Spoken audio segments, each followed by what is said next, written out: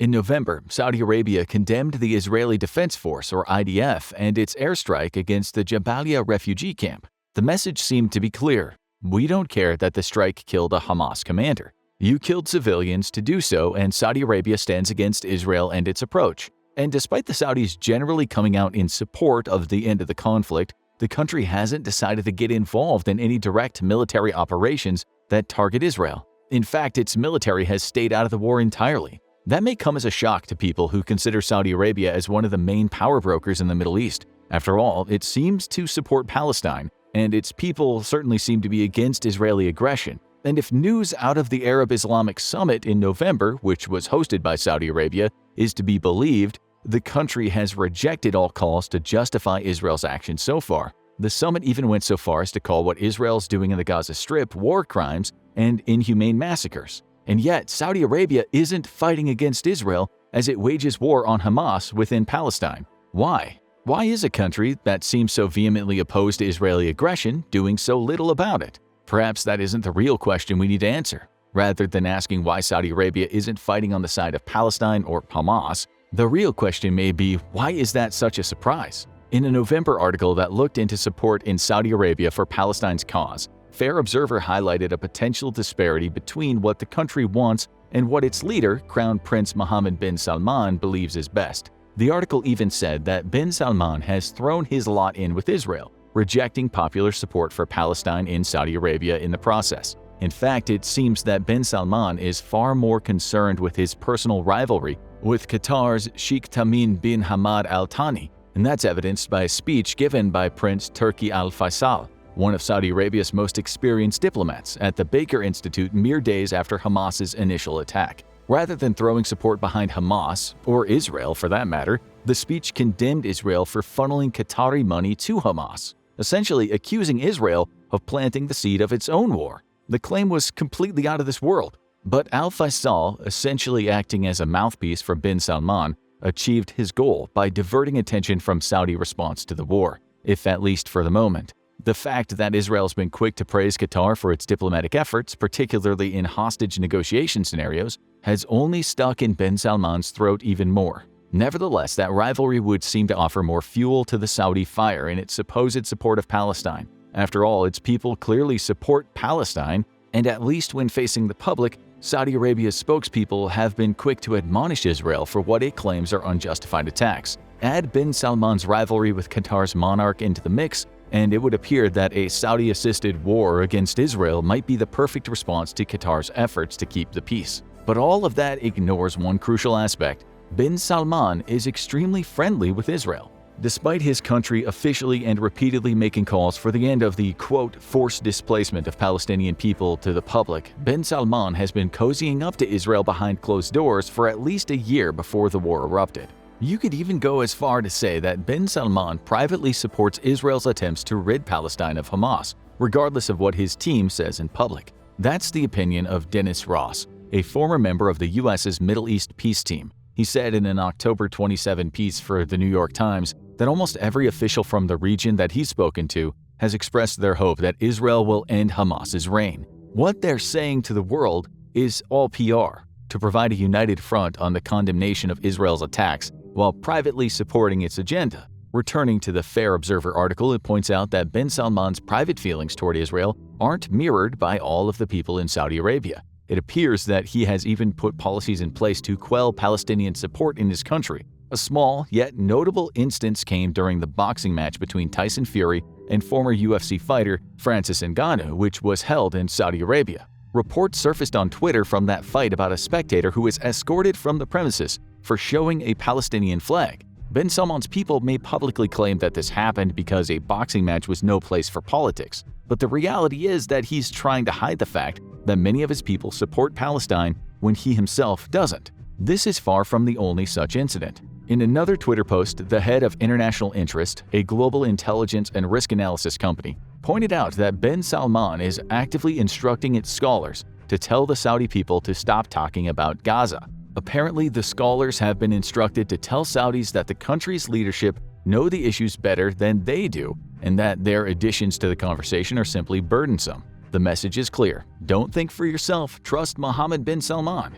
And trust bin Salman is what many of the Saudi people will have to do, at least publicly. According to Fair Observer, Saudi state surveillance team has received instructions to track down pro-Palestinian and Hamas supporters so they can be imprisoned or expelled from the country. The article even goes as far as to say the country has employed electronic bots, fake accounts used on social media, to promote pro-Israeli content. The article concludes by saying that you shouldn't confuse the wants of Saudi Arabia's monarch with those of its people. Many inside Saudi Arabia support Palestine, even if they can't show it. They wish to express Islamic solidarity with people who they feel have been persecuted by Israel for decades. Bin Salman's political machinations don't mesh with the feelings of his people, which could raise the possibility of internal strife in the future amidst the loss of public support. So with all these risks, why would bin Salman refuse to stand against Israel? It can't be as simple as a grudge held against Qatar and friendly relations with Israel causing bin Salman to oppose his own people's sentiments when it comes to the conflict. There have to be more reasons why Saudi Arabia hasn't entered the fight. And there are several, all of which start and end with one word: normalization. Over the last few years, Saudi Arabia has been making great strides to showcase itself as a more inclusive country. It's attempting to transform its public image, which has always been that of an insular nation that suppresses its people and has been focused on making itself seem like more of a normal nation in Western terms. We've seen this repeatedly in the sporting arena. The country hosts major boxing events such as the previously mentioned Tyson Fury fight and has invested billions of dollars into building its soccer league. Major stars like Cristiano Ronaldo now call Saudi Arabia the place where they ply their trade. And if you look further afield, you'll see Saudi money flowing into soccer teams all over Europe, with Manchester City perhaps being the most famous example. Even the WWE, the world's largest professional wrestling organization, has been holding shows in Saudi Arabia for several years now. This, quote, sports washing as some call it, appear to be part of a deliberate effort to make Saudi Arabia seem less dangerous than it actually is. And it all has the goal of normalized ties, not only with the United States and several European countries, but with the rest of the world,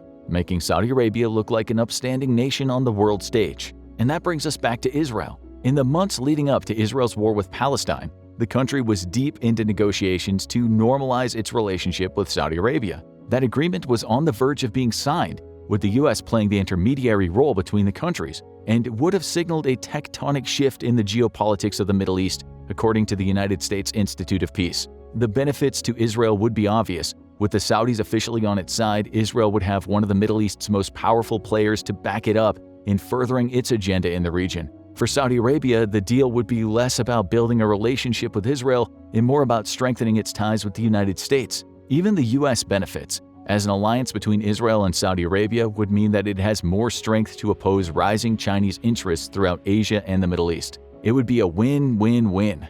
But there was a problem. Several other parties in the Middle East saw the potential problems these normalization talks could cause, including Hamas. On October 18th, Reuters published a piece highlighting that the softening in relationships between Israel and Saudi Arabia may have indirectly led to Hamas's attack that killed 1,400 people. Hamas saw the possibility of the US getting a stronger foothold in the Middle East as a threat. It would have also seen the partnership potentially strengthening Israel, diminishing its own goals in the process, and it would have been worried about the possibility of normalization leading to something even more dangerous: Saudi Arabia achieving global approval for the development of nuclear weapons. Now we're starting to get a clearer picture of why bin Salman has actively dissuaded his people from expressing pro-Palestine views. By doing so, they're showing the world that his attempts to normalize relationships with Israel serve his own political agenda, rather than the desires of his country's people. He can't afford to have that happen if he's to become a major geopolitical player in the Middle East. Still, he had to do something. One of those first somethings that bin Salman did was announce a $2 million contribution to the United Nations Relief and Works Agency to support the relief efforts for Palestinian refugees. Signed by one of his ambassadors, Naif al-Sudairi, the check came with the message that Saudi Arabia was making a contribution to support Palestine's humanitarian needs. But it also carried another message to Saudi Arabia's people: we care about Palestine. And Saudi Arabia does care. It cares so much that it's willing to make a token contribution to support Palestine, bearing in mind that this is a country that has spent billions on its sports washing campaign. Saudi Arabia's $2 million is a drop in the ocean compared to what it could offer. But it's at least a move that allows Saudi Arabia to put on a pro-Palestine facade for its public, as well as its suspension of the normalization talks with Israel at around that same time. Reuters reports that the decision amounts to rapid rethink of Saudi Arabia's foreign policies, pointing to bin Salman even taking a call from Iran's president, Ebrahim Raisi, to discuss preventing a greater surge of violence in the Middle East. But the reality is likely much different. This isn't Saudi Arabia ending talks with Israel, it's delaying them, simply putting them on hold, while assuming that Israel will come out on top against Palestine. After the dust clears, the normalization of relationships will be right back on the agenda, meaning it won't be long until we see a somewhat united Saudi Arabia and Israel. The pause is almost a courtesy to the rest of the Middle East, and again, like Saudi Arabia's $2 million donation to UNRWA, it's essentially the bare minimum it could do to show support for Palestine, a slap on the wrist for Israel, with both countries likely knowing that everything will go back to normal once the war ends. After all, Saudi Arabia has too much to lose if the deal doesn't go through, and that loss extends beyond the defense pact it'll receive with the US as part of the negotiations. It's also affecting an issue that we haven't even touched on yet: Iran. The two countries have long been rivals, similar to Saudi Arabia and Qatar, but that rivalry has started to bubble over in recent years. In 2019, the BBC ran a piece on the increasing tensions between Saudi Arabia and Iran, pointing out that the two countries have long been engaged in a fight to secure dominance in the Middle East. That decades-old conflict is exacerbated by the religious differences between the two countries. Though both are Islamic nations, Saudi Arabia is the leading Sunni Muslim force in the Middle East, with Iran being its Shia counterpart. The schism became considerably worse in 1979 when Iran's current regime took over. Before 1979, Saudi Arabia could claim itself to be the leader of the Islamic world, bolstered by it being the birthplace of the religion. But that assertion was challenged when Iran started leaning toward its own model of Islam, informed by Shia doctrine and its desire to spread that model beyond its borders. That was a threat to Saudi Arabia, and that threat has been enhanced in recent years by Iran's less-than-secret use of proxies in the Middle East to further its own agenda. A proxy is an armed group that acts somewhat independently of a state, though it has the support of a larger nation through funding and weaponry. And guess which group happens to be one of the strongest of Iran's many proxies? Hamas. According to the Wilson Center, Iran's role in the Hamas attack on Israel is the subject of much debate. It points out that the attack was extremely well planned and executed, not the norm for small terrorist groups. And it also highlights that Iran has long supported Hamas by providing training, rockets, and small arms. That coordinated attack that Hamas executed wouldn't have been possible without Iran's help, essentially meaning that Hamas attacking Israel is almost tantamount to Iran attacking Israel. We say almost because Iran has cleverly positioned itself so that it doesn't assume direct responsibility for the attacks. That's the benefit of a proxy. Iran can accept responsibility for training the proxy's members, but it can also point out that the proxy operates independently. It's not run by Iran. At best, it coordinates with the country toward a mutual goal. Iran can simply say that an attack on Israel wasn't one of those mutual goals, pointing the finger at Hamas as a lone operator if it comes to it. But Saudi Arabia knows better than that. Bin Salman knows all too well just how much influence Iran has on Hamas. Despite Hamas being a supposedly Sunni group, he knows that Iran has funded and armed the group to destabilize the status quo in the Middle East. It likely even knows that Iran, if it were forced to do so, could point to Hamas's Sunni leanings as evidence of ties to Saudi Arabia, attempting to absolve itself of any involvement in Hamas's attacks in the process. For Saudi Arabia, the success of Hamas equals the growing influence of Iran in the Middle East. While Saudi Arabia supports the creation of an independent Palestine in public, it knows that the creation of that state under Hamas's rule would simply make it an extension of Iran, which would cause problems for its attempts to normalize relationships with Israel. This is why he ultimately wants Israel to win. Not because he doesn't sympathize with Palestine or its people, but because a victory for Hamas would be a victory for Iran, something that bin Salman can't allow to happen. However, Saudi Arabia's refusal to fight against Israel is about more than its rivalry with Iran. While that is important, as are the defense benefits that come with the normalization process, there's another motivating factor at play that is more powerful than all of the others put together. A factor that Saudi Arabia has been happy to splash around in its campaign to make itself seem like a less totalitarian country in the eyes of the West: money. And make no mistake about it, a lot of money is at stake if Israel loses its war against Hamas. In May 2022, Saudi Arabia committed $2 billion to an investment firm named Affinity Partners. On its own, that wouldn't be big news. Bin Salman pours money into investment firms all the time, both to make more money and to extend his influence into the companies that those firms support. What made this investment remarkable was that it went to a firm run by a man named Jared Kushner, a former White House advisor who had the express goal of using the money raised to support Israeli startups. This was a watershed moment. At the time the investment was made, Saudi Arabia and Israel still didn't have any diplomatic ties. Normalization talks hadn't started yet.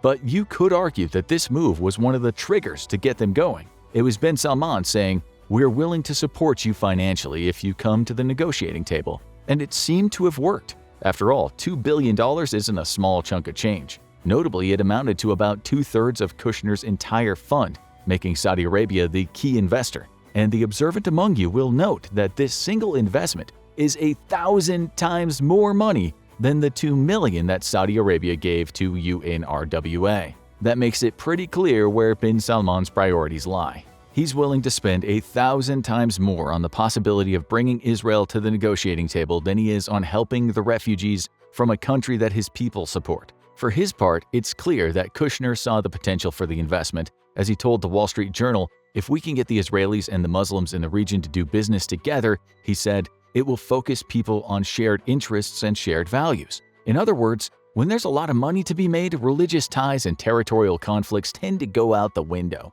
Again, with the normalization talks, Saudi Arabia's investment in Israel, particularly its lucrative tech sector, is likely on hold. But being on hold isn't the same as being stopped. Again, bin Salman is betting on the likelihood of Israel coming out on top, after which he'll be able to resume investing in the country to both make more money and strengthen his ties with Jerusalem. There is one more important reason why Saudi Arabia hasn't jumped to the defense of Palestine: the United States. Where normalization of relationships between Israel and Saudi Arabia is a relatively new concept, Riyadh's connections to Washington run deep and long. For over 80 years, the two countries have a shared relationship, which was kickstarted by the Quincy Agreement. This agreement said that the U.S. would provide the then burgeoning nation of Saudi Arabia with access to arms and security help in exchange for America having a clear passage to Saudi oil. It's an agreement that's worked out exceptionally well for both sides. Though the U.S. oil orders from Saudi Arabia have been decreasing over the last 2 decades,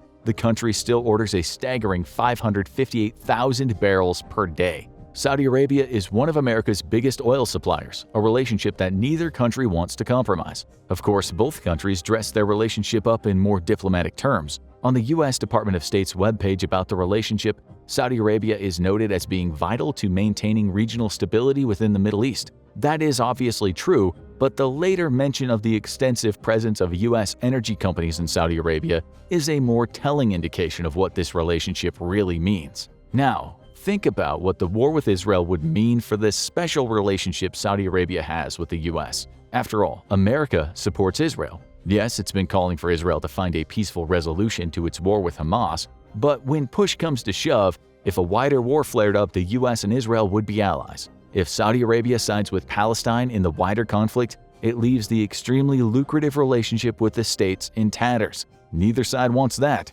The U.S. would need to find a new energy partner, while Saudi Arabia would lose one of its major revenue streams. And don't underestimate what a stronger relationship with Israel would mean for Saudi oil. According to Bloomberg, Israel currently buys about 60% of the 220,000 barrels of oil it needs every day from 2 countries, Azerbaijan and Kazakhstan. It gets the other 40% from smaller countries such as the African nation of Gabon, with none coming from Saudi Arabia. With normalization comes the potential for bin Salman to start supplying Israel with oil, depending on his ties to both Jerusalem and its biggest supporter, the United States. Speaking of oil, Saudi Arabia may also have a more sinister reason for not fighting against Israel. According to The Guardian, the 2 weeks following Hamas's October 7th attack saw consecutive increases in the cost of a barrel of oil, rising to $94, just $6 away from the dreaded $100 mark. This means that Saudi Arabia is set to benefit financially if the conflict continues, meaning that bin Salman has another monetary reason to keep out of the war.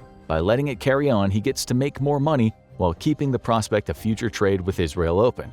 This is partly why Reuters labeled Saudi Arabia as the Middle East's wild card. The simple fact is that bin Salman doesn't need to enter the war and frankly has no desire to do so. Conflict may have put a pause on its efforts to strengthen his relationship with Israel, but he has no intention of stopping. He knows that the payoff, monetarily and in terms of stronger defense ties with the U.S., is too great to risk. even if not intervening means he's going against the will of his people. The odds are he is right. The Western world has no appetite for Israel's war spreading. The same goes for the Middle East, with even Iran being reluctant to throw their military might into the conflict. So we see that Saudi Arabia, for all its public condemnation of Israel's approach, is really just playing the long game. Bin Salman is banking on an Israeli win because that could mean that Saudi Arabia becomes richer and expands its influence over the fractured Middle East. Now check out why China's artificial islands are now sinking. Or watch this video instead.